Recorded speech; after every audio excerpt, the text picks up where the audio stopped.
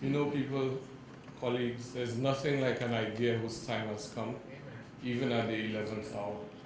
And Martin, I want to reply to you when you spoke about the importance of this project. Because there's a North American Indian saying that we do not own the earth, we borrow it from our children. And this project exemplifies this. I had an experience yesterday that I'm sure every one of us in this room has had. I was coming down from our offices at the Mon going through La Toc, and there were guys on the roadside with weed eaters clearing bush. And for almost a mile where the bush was cleared, all you could see was plastic of all kinds, bottles and all kinds of plastic.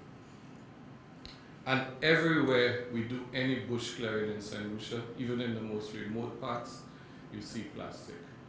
We are literally choking in plastic. So this project is particularly important. As Barbara indicated, the OECS has been in this business from a long time, since the 1996 thereabouts. We've been talking about the need to do something about plastic. But the time has come.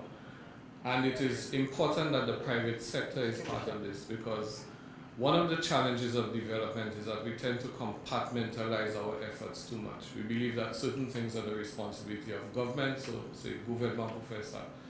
It's the responsibility, the private sector is just there to make profit. That's how it's been cast.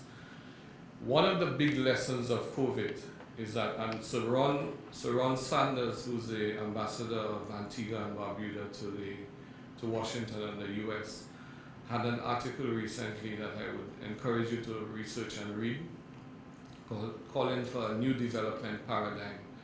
And he's saying that in the past, we felt that there was a certain role for the private sector, a role for government.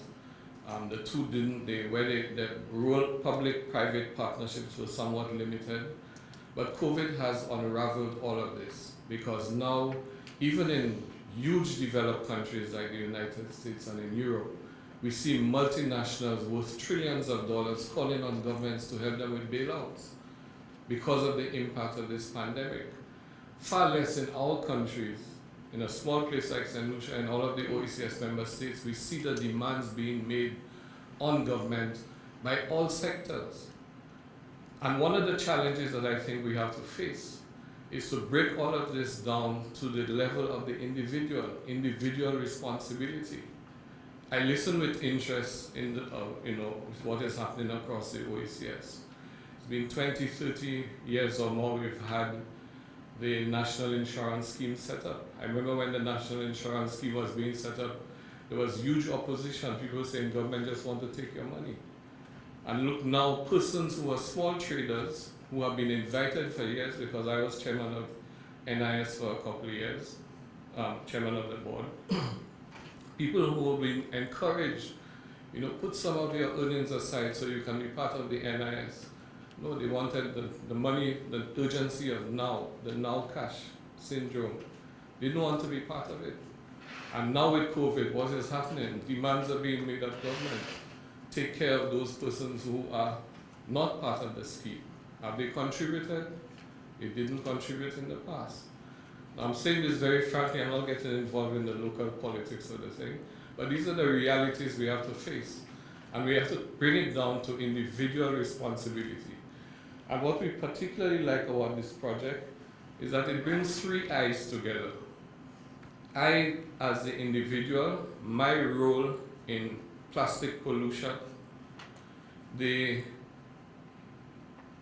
change of attitude that needs to happen so that we can make the paradigm shift that all of the previous speakers have spoken about. And the second thing is the incentivization of this process.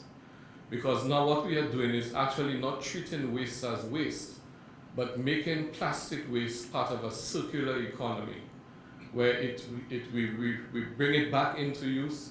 There is no wastage. It is a circular economy. We use, we reuse, we repurpose. And persons are benefiting from that and can benefit. So it is that bringing together of government, the private sector, civil society. I remember growing up in Grass Street as a boy, The notion of vagrants then was not the notion now. The vagrants were not jumbies per se, they were mainly alcoholics. A guy called Docky used to be in Grass Street collecting glass bottles. We didn't have plastic, was not so prevalent. But the glass bottles were being recycled. Ferrand's Dairy had their milk in glass bottles, and you would return the glass bottles to buy your new bottles. So in a way, the past is coming back to us, but we need to do so in the context of the new challenges that we face. And I want to pledge the continuing support of the OECS in this effort.